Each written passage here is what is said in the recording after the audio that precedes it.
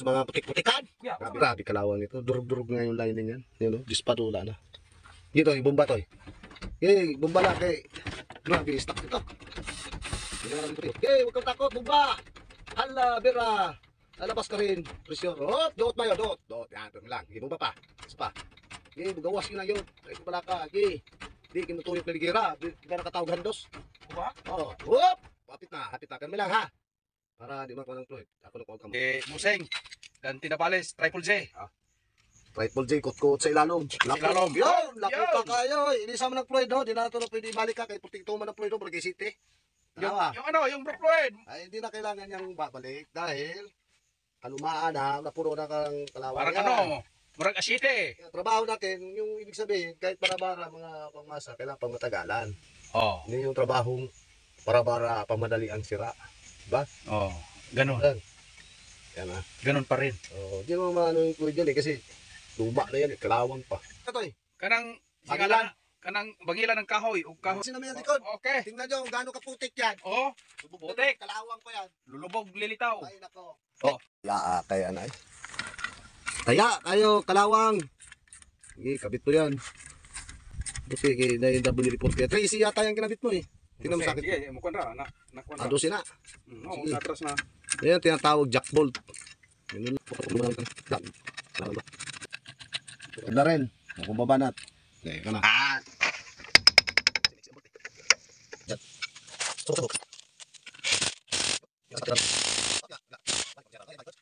Hello po mga guys, amiga, amigo. Dumating na po aking kinakapatid. Nakabili na po siya ng pisa na pang-ilalim sa light is, no? Yan. Yung kanya pong pisa ito, wheel cylinder, pinalitan ko po. Ayaw ko na mag-repair kasi gali stock para ho tumagal. Caliper kit niya at saka brake pad, kumpleto na po, no? So ikakabit namin piyesa maya-maya. Hindi kasi po tulad sa Laguna, yung pinagawaan ko doon. Kasi ako, bakasyon lang po ako dito. Maraming piyesa doon agad. Dito kasi pahirapan talaga. Bibili ka, Dumaguete. Kung meron ka naman sadya sa Cebu, pwede rin sa Cebu ka bibili. Kasi po ito pong province na itong Siquijor, isla lang kasi ito. May mga piyesa naman, kaso lang hindi yung yung mga matitinding piyesa talaga. Yung mga minor lang meron. Pero yung mga matitinding piyesa po, di natin sigurado kung may stock. Kaya tatakbo ka sa Dumaguete. Ayan, dumating na at ikakabit namin. Ito na aking batos. Naka-ready na rin siya. Kasi gusto na rin niya mapatakbo to, no? Yeah, balikan ko kayo pagka kinabit na namin at pag-road test pagka nakabit na lahat ng pyesa, no? Tapos na. Yan, grabe kalawang yun eh. Papalitan na yung bagong cylinder eh. Ayan, mga amigo, mga guys. Ganito ang itsura ng backplate. Super kalawang. Yun ang problema natin ngayon. Matigas ang kanyang fitting. So, ganyan. Mayroon na kami WD-40, binabad na namin yun, wala pa rin. So kailangan lang natin sindihan kasi walang flow torch dito. Ito sabon. Wala na. Ubus. Yan. Tagal-tagal ho yan kasi iniinit yan eh. Ganyan ang pamaraan to eh. Nakanisang papel to eh. Suyo. Papa. Yaon, naikot na ho. Ayos na. Okay, approve. Taikot na. Ha? WD-40 ulit. Kakabit pa natin yung brake shoe at saka yung drum. Tapos kunting adjust. Tapos harap naman doon sa kabila. Harap naman ang gagawin natin. Okay? Tingnan nyo, nakakabit na. Luwag-luwag kasi pagka kinabit na luwag pagkagawa. Kasi hindi yung nag-aalangan ka kasi kanina stuck up yung fittings. Mamaya magkamali ka lang kapirasong thread yan. Hindi mo na pwede sa uli basta-basta yan. Dumaguete pa naman yung binili yan. So maya po, malapit na kami matapos dito. Harap naman ang gagawin. Sa kabila ho, ganun din ginawa ko sa kabila. Kasi stock up nga. Pag stock up ka talaga, napakahirap gawin. Mananawa ka kakatanggal ng kalawang. Okay. Nila. Final tayo dito sa kanyang fittings. Yan. Ha? Yan. Hindi naman siya loose thread. Maganda pang kapit eh. Okay. Tapos, bleeder. Yan. Ano nangyari? Nawala yung lock. Nawala yung lock, yung pin. Friksyo. Patay tayo dyan, lubog nga. Parang pako. Para pako. Hindi kaway-kaway ka dyan sila, kamay-kamay. Oo, putik. Putik na. Tingnan mo lang diyan sa gilid, baka nandyan lang. Pag wala, kukonvert ko na lang. Ayan na po, no? Kumpleto na ha. Ayan, Igso, may lock yan. Nakita na, kinutkot yan sa ilalim. Nandito nakasuksok yung kanyang lock. Nalaglag eh. So ngayon, kakabit na namin. Naka-adjust na rin to, no? Tiniming ko yung adjust. Tingnan lang natin kung sobra sikip o luwag, no? Kasi nga, nung kalumaan na to ba? Yan, sakot mamang nga ito. Bugulong ha. Grabe yung dumi na. Putik yun. Taga lang muna kayo. O, walang kurente pala. Brand out. Ay, oo nga pala. Walang burn out ka pala. Sus! Malas. Sige. Katsagain lang muna. Lilihan. Kiskisa mo. So, yan po no. Magpapalit tayo ng caliper kit dito. Nakabili naman siya. Redline. Ngayon, pati yung bolts ng kanyang piston, papalitan din yan. Dito sa loob. Nalinis na po yan, ano? So, lalagyan lang natin ng kunting fluid. Ayun, tapos may kunting grasa. Padulas-dulas para dito ba? Yan, lalagyan ko ng grasa yan. Ngayon po, yung brake pad niya mayroon na. Ayan ha, nakita mo na ikso. Bago na ito, kakabit ko na. So, mamaya, kakabit namin dito. Hindi po, inabot kami ng burn out. Kaya hindi namin malinisan ng kabras, yung rotor disc. Nangyayari, tsatsagain na lang muna liha-liha. Isa kasi walang kurente po. Okay, bana pa tayo dong. So, ayan na po, no. Bago ng kanyang yung caliper kit, yung o-ring niya. Nakabit ko na po sa loob. Tapos po, bago na po itong rubber bolts. May lock na po yan, katulad nito eh. Yan. Nasa loob na po yan. Tapos po, ito na po yung luma niya. Bolt sa sliding pin. Pinalitan ko na po yan. Durog na kasi itong luma. No? Tapos itong mahaba, napalitan ko na rin. Ito yung luma niya. Yan, ikso. Bago na yung kinabit ko ha. Yan. Wala ka man, at least nandito ang patunay sa aking gawa ay nakabidyo. Yan ang ebidensya. Sumunod, ito naman gagawin din namin. So ito po, kakabit ko muna ng caliper doon. Tapos, lalagyan namin fluid para ma-drain din yung lumang fluid. Yun na namin kailangan pukpuk-pukpuk nitong piston. Palabasin. Indadaan lang po namin sa press ng brake fluid. Bubumba ang brake para lalabas yung piston. No? Kaysa ilabas natin yung caliper, pukpukin natin. Palabas, mahirap po yun. Madamage pa kasi kalawang eh. Matindi kasi yung kapit niya. Ganun lang po, no? Kakabit natin doon ang caliper, pangsamantala, lagyan ng brake fluid, at least yung dating lumang fluid, may ilalabas yun. Tapos, kanyang pundo ng brake fluid din eh, maaaring maitim na, parang langis, mailabas yun, mapapalitan ng bago. So, kakabit ko na po ito sa kabila, no? Yeah. At least, pinakita ko lang po, para din makita ng mayari. Kasi po, wala po siya dito. Malis lang, pinili lang po sa akin. Ito na po yun sa kabila, no? So balikan ko kayo muli at malapit na po ako matatapos. Patatakboyin ako na po ito. Mayroon na siya clutch, mayroon na siya accelerator, brake na lang ang problema. Yung kanama mong electrical po, sa baba ko na gagawin yun. Mga trouble. So okay po. Hello mga guys, nabigo po sa Triple J, akala ayos na. Yung ginawa namin ayos. Yung transmission naman, problema, stuck up. Yung kaya clutch line hindi may cambio. Kung makakalain na gano'ng mangyari. Ngayon, babaan namin transmission, no? Yan, no? Tinanggang tornilyo. Kanina pa ako kami umiikot ito. Mabuti kung malambot. Apakatigas.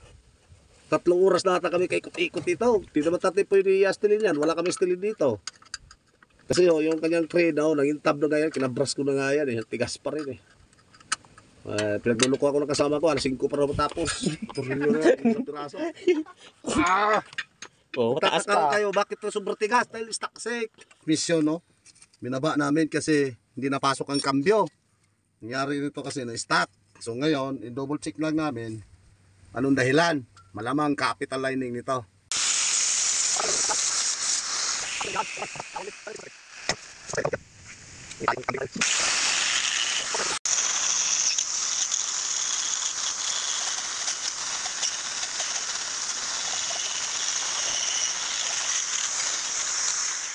Higa ako sa ilalim sa flywheel. Lihaan mo to ng final. Saka ito, hapay-hapay lang. Okay?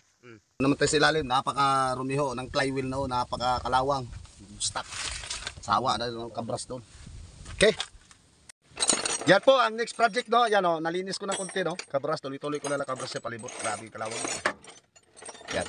Ito yung kabras na ginagamit ko. Tapos lilihaan po yan, papaynalan din ng liha pagkatapos ng kabras. Lalagyan ko ng grasa yung bearing. Kasi kung pabibilihin ko po yan, dumagiti pa. Tatagal, lining, pero pwede pa naman, makapal pa naman yung lining na stock lang kasi ito. Lalagyan ko lang ng grasa, yung kanyang pilot bearing, repack ko, pati yung release bearing, babara ko ng gear oil.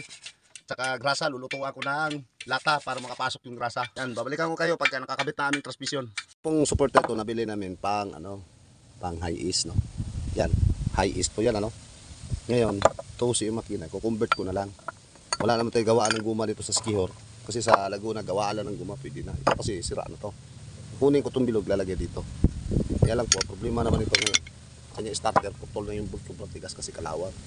Kaya gawin dito, lagyan lang natin dingan, initin lang to, sabay ikot. Buwan, ayan. Alam po. Ayan, di namin matatapos yan itong oras na pahapon na. Gabi. Kaya bukas palitan naman. So ayan na po, no, natanggal namin yung lumang transmission support. Ito na yung galing sa high-ace. Kinumbert namin kasi nga mahirapan ang pisa dito. Pwede naman po yan. So mangyayari, weldingin na lang po natin. Pangalawa, yung starter bolt ng putol, weldingin ko sa kabila para masunod pagtanggal, no? Kasi di may iwasan maputol dahil sa stock. Sobrang tagal na. Kita nyo na may starter, kinakalawang yan, no?